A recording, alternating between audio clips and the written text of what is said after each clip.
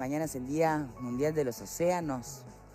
De un tiempo a esta parte a los océanos se les está mirando un poco más y a ver si coincidimos. Es porque cada vez más hay producciones, y sobre todo audiovisuales, que nos ponen en alerta de cómo los estamos contaminando, cómo deberíamos preservarlos, de cómo se nos está, nosotros mismos, a través de la acción humana, atentando contra el medio ambiente. Porque antes lo dábamos por infinito, ¿no? Océano, agua infinita, ¿qué problema puede haber? Y ahora desde las islas de plástico y demás, pero son todas producciones de gente que otrora eran como un poco los locos fundamentalistas, ¿no? Proteccionistas, que nadie los tomaba demasiado en serio. Bueno, hoy el loco es el que no los toma en serio, en realidad. Han cambiado y mucho de las cosas en poco tiempo, aunque es cierto que el trabajo que ellos vienen realizando es de hormiga y de hace muchísimo tiempo. Hoy nos están acompañando dos uruguayos, ¿no?, que están en esos trabajos y en estas temáticas desde hace un tiempo. Puntualmente cofundaron e integran Océanos Sanos, que es un movimiento que se crea en el 2017 por parte de la Organización de Conservación de Cetáceos de La Paloma, de Rocha. Nos están acompañando Milko Schwarzman, que es integrante del movimiento Océanos Sanos, y Rodrigo Esperanza, que es abogado de Océanos Sanos. ¿Cuál es cuál, perdonen? ¿Abogado? Sí, tenía la pinta de abogado. Era obvio. Bienvenidos. Bienvenidos los dos. Bienvenidos los dos. Gracias. Porque si uno además cree que vamos a estar hablando de pobres las ballenas, que no es nada menor, no, la contundencia que tiene el trabajo que están haciendo estas personas toca áreas muchísimo más delicadas. Tiene que ver con desde trata de personas, trabajo esclavo, muertes en el puerto nuestro, en el puerto de Montevideo, consecuencia directa de la tierra de nadie, que parece ser el Atlántico Sur, en lo que hace a la falta de normas y a la pesca ilegal, porque es la razón de ser de todas estas otras situaciones que vulneran flagrantemente los derechos humanos, además de las razones que vulneran el medio ambiente, ¿no? Entonces, mañana va a haber una película que se va a estrenar, ¿dónde y con qué contenido exactamente? Mañana a las 16 horas en Cinemateca se estrena Ghost Fleet, que es Esclavos de la Pesca. Es un documental hecho en Indonesia, en Tailandia, el sudeste asiático, que son los mismos tripulantes y barcos que llegan al puerto de Montevideo. Este documental se acaba de estrenar ayer en Nueva York, hace un mes en Canadá, fue premiado. Y bueno, nosotros impulsamos este estreno porque muestra claramente algo similar a lo que ocurre en el puerto de Montevideo, en donde permanentemente hay tripulantes escapando de barcos, tripulantes encadenados, descargan un fallecido por mes, esto de acuerdo a datos oficiales, y nosotros lo que pretendemos es que, bueno, se cumplan unos ciertos estándares mínimos para evitar que ocurran estas cosas. Sí, dije uruguayo, pero debí decir que tú sos argentino, ¿no? Sí, yo soy argentino, entrerriano. Bien. ¿Y por qué terminás involucrado en estas temáticas? Porque bueno, yo hace casi 20 años trabajo junto a Rodrigo García de la OCC de Rocha en temas marinos de conservación, conservación de ballenas. Hicimos una campaña hace muchos años para que Uruguay defendiera las ballenas en la Comisión Ballenera Internacional, que no estaba yendo a esa reunión.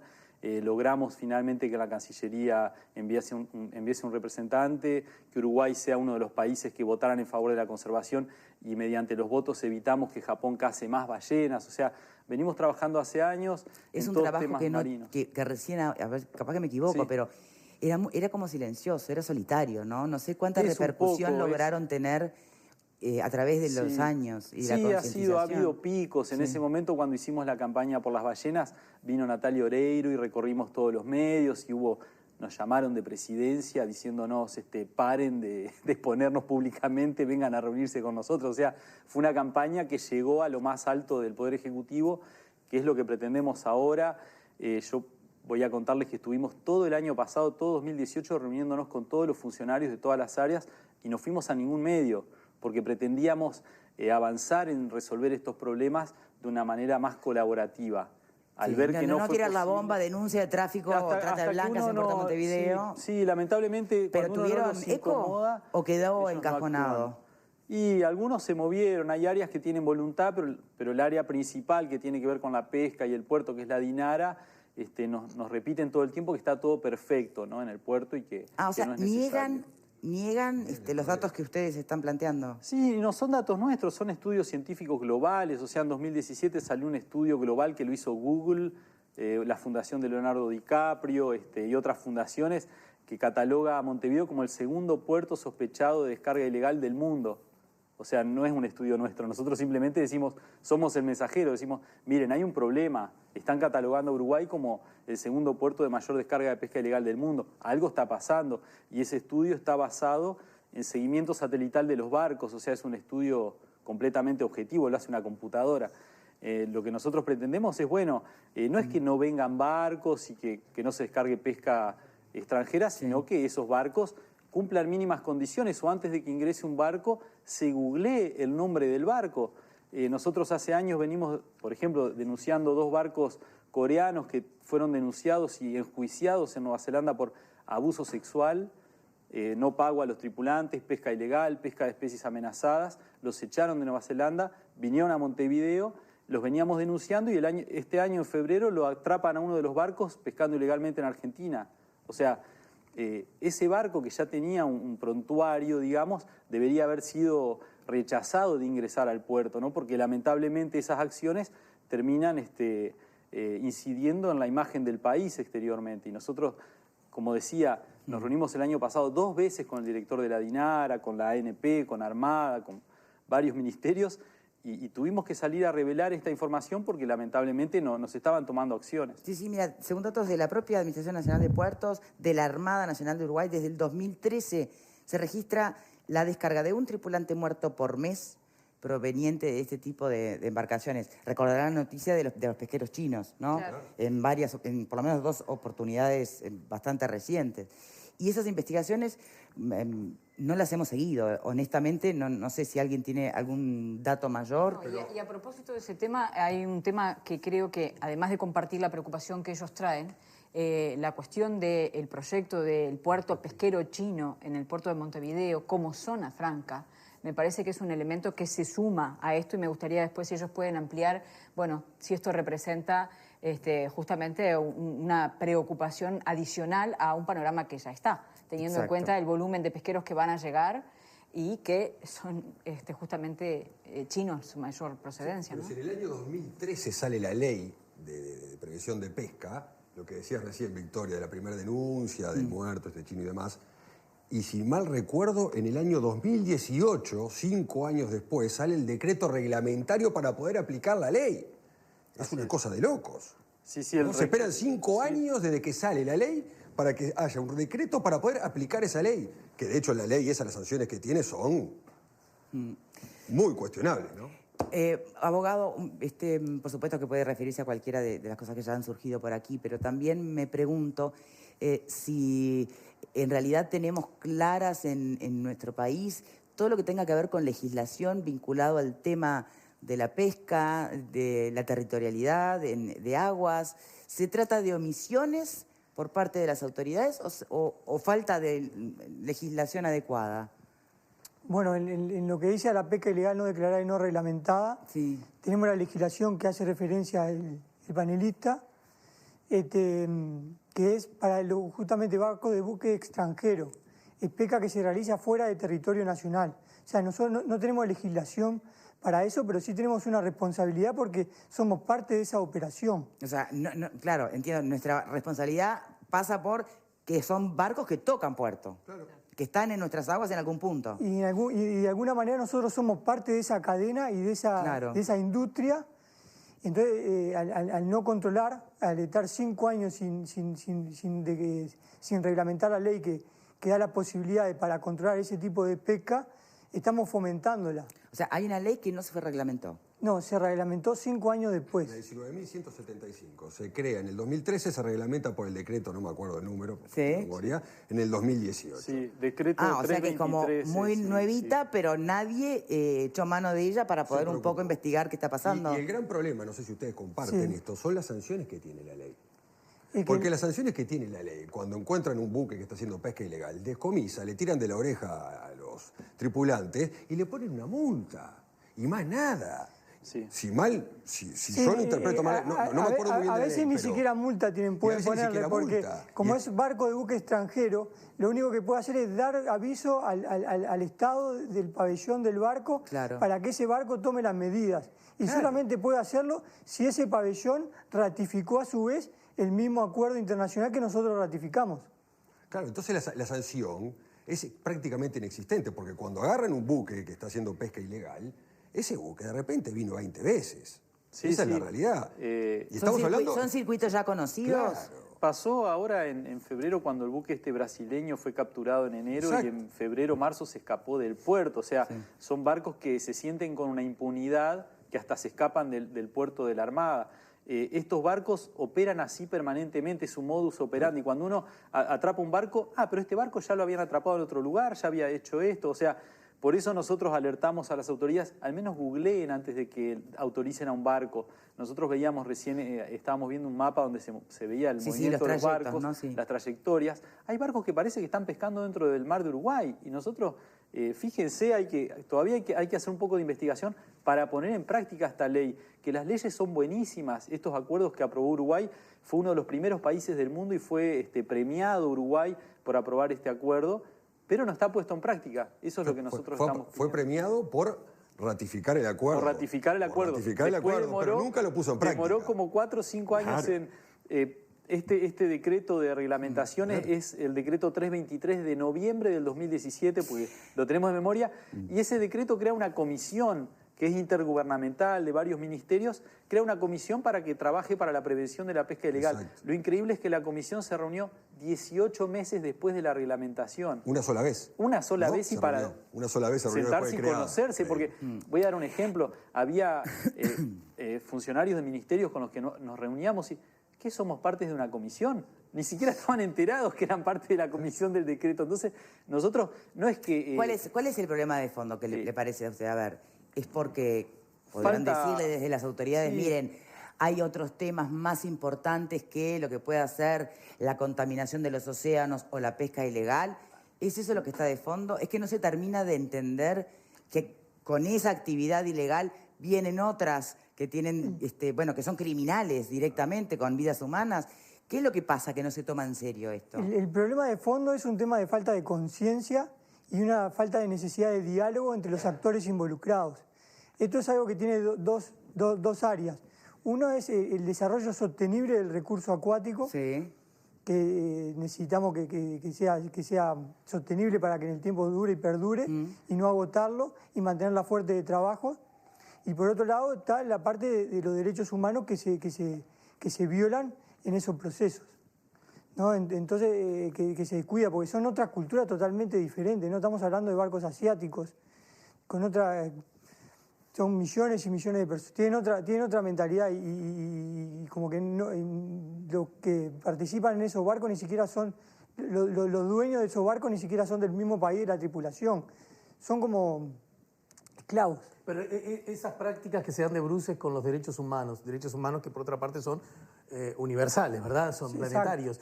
Que eso ya alcanza y sobra, ¿no es cierto? Pero en todo caso, aunque estén en un buque con una bandera que no es la nuestra y el capitán sea de no sé dónde y el dueño del barco de no sé dónde y la tripulación de no sé dónde, en la medida que ocurren en nuestras aguas, ocurren en nuestro país. Exacto. Por lo tanto, están bajo la norma de nuestro país. Lo que no logro entender de todo esto, porque un poco en la dirección de lo que decía Victoria, es, bueno, ponele que todavía no se entendió la gravedad del recurso sustentable, ponele que todavía la gravedad de las preocupaciones medioambientales no están siendo entendidas, ponele que incluso el recurso acuático que estamos dilapidando, no usando a favor nuestro, de nuestra nación, no están siendo de todo entendido, ponele. Bueno, pero el maltrato, la violación de los derechos humanos, formas que se parecen a la tortura, a la esclavitud, o aún, en algunos casos, que si no son homicidios, son muertes por lo menos dudosas, ya alcanzan y sobran para que cualquier Estado civilizado, democrático, republicano, lo tome como propio. ¿Dónde está faltando ese escalón que aparentemente está faltando? Nosotros, por el derecho internacional, por lo que es el Pacto Internacional de San José, de Costa Rica, todos los organismos del Estado están obligados a hacer valer y respetar los derechos humanos sin importar quién sea ni qué autoridad. El problema es que como órganos necesitan herramientas jurídicas para eso, y no las tienen. Hoy en día, en la actualidad, existen 2 tratados internacionales, que uno es el Convenio Internacional de la OIT número 188, que habla sobre la pesca, los trabajadores de pesca en el mar, que ese sería una herramienta muy importante porque da herramientas para decir a un barco, pare, usted con estas condiciones acá no puede atracar. Hoy en día esa herramienta no tenemos. Y por otro lado está el acuerdo de Torremolinos del año 77, que es sobre la pesca, los buques de pesca, la seguridad de los buques de pesca en el mar, que habla de las condiciones que tienen que tener la infraestructura de los barcos para que sea desarrolle una actividad digna ahí adentro. Y tampoco lo tenemos ratificado. Eso también daría herramientas para que el Estado uruguayo diga, no, usted con estas cabinas así, con estos camarones, con estos camarotes, no puede actuar de esta manera acá, no puede atracar. Entonces eso daría herramientas al Estado uruguayo para avanzar hacia la... Sí, en realidad lo que haría es que evitaríamos ser cómplices de la situación. Por pero ejemplo, buscarían otro puerto. Estos barcos no son admitidos en ningún puerto de los países de la región. No entran ni en Brasil, ni en Argentina, ni en Chile, ni en Colombia, ni Ecuador. O sea, porque no cumplen con las mínimas condiciones sanitarias ni de navegación. O sea, no solo no cumplen estos acuerdos que Uruguay no ha firmado, sino que no cumplen con ningún tipo de otras condiciones. O sea, son barcos, no tienen chalecos salvavidas. No se les puede leer el nombre, llegan barcos al puerto, tenemos fotos siempre, están tan oxidados que no se lee el nombre, o sea... ¿La DINARA dice ante todo esto que está todo perfecto? La DINARA dice que está todo perfecto y que no hay que hacer nada. Sin embargo, entre enero y marzo se descargaron 4 tripulantes fallecidos. Uno de los barcos chinos que descargó un tripulante era la segunda vez que descargaba. Ya había descargado uno que le dolía la muela. Le dolía la muela y el capitán estaba un día de navegación del puerto y no quiso dejar de pescar. Siguió pescando y el 10º día falleció el tripulante. Y lo vinieron y lo descargaron acá en Montevideo. La información la tenemos por el consulado de Indonesia, información oficial. Y ese mismo barco que descargó ese tripulante, en febrero trajo otro que falleció por un edema pulmonar, que esto a veces ocurre por el extremo frío. Pero quiero decir, esos barcos ni se han inspeccionado. Estamos hablando de Puerto Chino. En todo 2018, datos oficiales estoy hablando, se inspeccionaron 37 barcos, el 10% de los barcos extranjeros que vinieron a puerto. Ninguno de los inspeccionados es chino. O sea, los barcos que más vienen son chinos. Es el país número 1 en pesca ilegal del planeta, el número 1 en esclavitud a bordo. Y no se inspeccionó ninguno en todo 2018. ¿Y el hecho de que sea zona franca este proyecto hace más difícil los controles? Eso hace más difícil porque si no se los controla, no se controló ni un chino en todo 2018 en el puerto de Montevideo. Si China tiene un puerto propio con zona franca, estimamos que va a ser complicado inspeccionarlos. Nosotros nos preocupa porque si fuera que se va a instalar un puerto español ¿por qué una zona o franca impediría la inspección? Bueno, no debiera. No debieran, son cosas distintas, ¿no? Pero se está advirtiendo respecto a eso, porque si no se está controlando ahora, donde tenés una jurisdicción ¿Y por qué total, no se controla ahora? Me gustaría escuchar opiniones. Dice que no, la DINARA dice que no se controla porque no tienen recursos y los controles son aleatorios. Y nunca le toca a ninguno a los que tienen la mayor parte de los barcos. No así a los barcos que van con destino a la Unión Europea, que son todos controlados. Pero la explicación es absurda. O sea, la explicación es en realidad un insulto a la inteligencia. O sea, lo hacen en forma aleatoria y tienen tanta suerte los barcos chinos, que son la mayoría, que nunca le toca a ninguno a la inspección. Y quieren además que nosotros nos creamos eso. Bueno. Virginia, como abogada, ¿cómo ves esto? No, a mí me llama poderosamente la atención el tema de, más allá de lo de la pesca ilegal, que obviamente es un tema re complejo, pero el tema de las violaciones de derechos humanos, yo leía el informe que nos mandaron hoy, hasta se habla de que en algunos casos hasta se tiran cuerpos en alta mar. Yo traje fotos y todo. Esto fue en febrero, acá un tripulante hay acá, ¿no? Indonesio. Esto es un barco, es el segundo que descarga ese barco que les contaba, ¿no? Se llama Ouya 17. En 2014 vino un barco chino y se escaparon 28 tripulantes africanos. La Cancillería hizo un estudio... Se escaparon haciendo maltrato a bordo, ¿no? Por el maltrato a bordo. Sí. La Cancillería de Uruguay hizo un estudio y el resultado del estudio es que tenían marcas de grilletes en los tobillos. Es imposible nos lo dice, o sea, nos lo dice la Cancillería de Uruguay. Sí. ¿Cómo se puede admitir ese tipo de barcos que traen a tripulantes encadenados como hace 2 siglos? O sea, eso es lo que nosotros pedimos que no. Que si viene un barco, cumpla mínimas condiciones de vida a bordo y se pueda comprobar dónde pescó. Otro tema, los barcos llegan al puerto de Montevideo y los vemos por satélite, cambian de nombre, cambian de matrícula, estando en el puerto de Montevideo. Cambian las banderas, apagan los Cambian de GPS. bandera, mandan información satelital errónea, salen del puerto y apagan los transponders satelitales de manera que nadie sepa dónde están pescando. Eso es obligatorio, no solo por saber dónde pescan, sino por seguridad. O sea para que no sin tener un pecar de accidente. amarillismo, decir que las aguas o el puerto de Montevideo es de verdad tierra de nadie, ¿sería acertado? Sí, esto ya ha salido en otros estudios internacionales. Nosotros simplemente recopilamos la información y la revelamos. El problema es que si esta situación continúa, puede empeorar y además la imagen del país. Puede salir un periodista extranjero a hacer un informe de esto. Hay países que hacen estudios de derechos humanos en el resto del mundo y puede salir en informes calificando negativamente al país.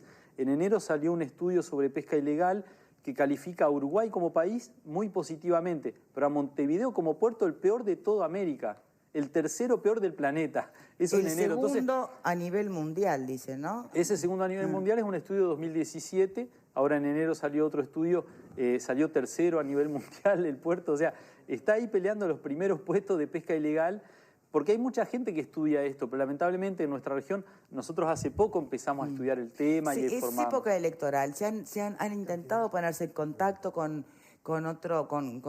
futuros legisladores o reincidentes legisladores para que se pueda tomar este asunto. Estuvimos con todos los candidatos a presidente, por ¿Y qué ejemplo. dicen? Dicen, bueno, que van a analizar el tema, que se van a preocupar. Nosotros ahora lo que hicimos fue informarles. ¿Alguno pareció realmente hacer carne de lo que se les estaba...? Es que ellos no estaban enterados. ¿Qué cantidad de barcos llegan? ¿De qué número estamos hablando? Entre 400 y 1000 barcos al año. Al año. Es muy variable. El año pasado llegaron 360 barcos aproximadamente. O sea, uno por día. Uno por día aproximadamente, sí. Tan difícil no puede ser controlarlo. No, es más, a estos barcos se les cobra una tasa por entrar al puerto, que esa tasa es para pagar la inspección. O sea, está bien, pero no hay entonces, recursos, pará, pero... Es redondo entonces el negocio. Entonces lo que decimos es, Cobran si hay y no una hacen tasa, inspección. para inspección, el problema es que esa tasa, nos han dicho de la DINARA, se la guarda el Ministerio de Economía, va al presupuesto general y no vuelve a la DINARA. Claro. O sea, le cobran todo esto. Es más, a veces cuando multan un barco, la plata de la multa va a un fondo común y para que lo entienda la gente, o sea que llega el barco, ¿no? Entra al puerto y no hay un señor de Uruguay que dice, hola, buenas tardes, bienvenido a Uruguay, voy a entrar para ver cómo está el barco. Yo le cuento cómo es el proceso de acuerdo a la ley que hablábamos recién y al reglamento. Cuando viene un barco tiene 5 días de tiempo anticipado a llegar, en el cual tiene que pedir permiso para llegar al puerto. O sea, el barco pide permiso y la DINARA le dice, bueno, ¿qué pescó? ¿Dónde pescó? ¿Cómo es su nombre? ¿Qué país viene? Y el barco manda un email a un agente pesquero que le manda por email una declaración del capitán a la DINARA y ahí lo autorizan o no. Pero nosotros decimos, inspecciónenlo a bordo, yo no puedo confiar en lo que dice el capitán. Eso es lo que pasa en el 90% de los barcos. Repito la pregunta, ¿no entra nadie a ver si ahí está no sé, los más grandes criminales de la historia de la humanidad? Al 10% entran. Y voy a dar un ejemplo, perdón que interrumpa. El año pasado vino un barco español había sido echado de las Malvinas por falsa declaración pesquera, echado de Canadá por otro tema. Ese barco el año pasado lo atrapan en Argentina pescando ilegalmente. Un barco español se llama Playa Pesmar 1, acá tengo una foto. Lo atrapan y cuando viene al puerto, luego de que lo habían liberado de pescar ilegal, nosotros le decimos, miren, este barco pasó esto, tiene esta lista de prontuario de hace 10 años, ¿no? Es un barco que... ¿Le dijeron a quién? ¿A la DINARA? A la DINARA, a la Armada y a la ANP, a los tres por escrito. Sí. El abogado acá le llevó y ellos dijeron, bueno, vamos a inspeccionarlo. Hicieron una inspección extraordinaria, llamémosle. Van, lo inspeccionan y descubren que había una especie que se llama merluza negra que el capitán no se las había declarado. O sea, los capitanes... el 90% de los barcos que uno no inspecciona, el capitán dice lo que quiere y uno termina confiando en el lobo. ¿Cómo llegó esta merluza acá? Claro, entonces la DINARA hizo una observación, porque tenemos dato oficial, una observación. No declararon que tenía merluza negra, una especie además amenazada, que tiene que tener permisos internacionales. Entonces, nosotros no es que estamos en contra de lo que hacen los organismos, creemos que tienen que aceitar y mejorar un poco los controles. Tomar verdadera conciencia, por eso estuvimos todo el año pasado reuniéndonos con ellos sin ir a los medios, porque queríamos ver si podían... Perdón. Bien, les agradecemos enormemente que hayan venido, que nos pongan una alerta en estas cuestiones. Por supuesto que quienes tienen que tomar mayor conciencia somos todos, pero fundamentalmente son las autoridades, son los estados, ¿no? Que son los que después van a definir políticas. Entonces, para ir aprendiendo y sabiendo más. Entonces, mañana, Día Mundial de los Océanos, 8 de junio, se va a estrenar acá Ghost Fleet, que vendría a ser flota fantasma en realidad, pero se traduce esclavos de la pesca, ¿no? 16 horas en Cinemateca. Sí. Va a haber más funciones, habrá que ver el calendario. Va a haber durante 2 semanas más funciones todos los días. Y después, mirá qué interesante, la primera conferencia sobre los océanos en Uruguay, eso ya es para julio, viernes 26 de julio. 26 de julio vamos a traer un grupo de especialistas, expertos internacionales de la región y de Europa, de Estados Unidos, para tratar de dejar de darle la espalda al mar. Bien. Vamos a tratar de poner el mar que ocupa más del 40% de la superficie de Uruguay. O sea, es importante tener en cuenta eso. Y estos expertos van a hablar de muchos temas de conservación, de reservas marinas, contaminación, no solo de pesca ilegal, sino también la idea es comenzar un movimiento entre el gobierno, organizaciones, los empresarios, los sindicatos. Y lograr articular los intereses. Claro, que todos haya esto que decía Rodrigo, una conversación, un debate entre todos los actores para buscar soluciones. Milko Schwarzman, integrante de Océanos Sanos, muchas gracias por habernos acompañado. Rodrigo Esperanza, el abogado de la asociación, muchísimas gracias de verdad a los dos por haber venido hoy. Ya les dejamos entonces la info del estreno y demás actividades. Hacemos una pausa y ya volvemos con reflexiones de los panelistas. Cuando se trata de tu familia,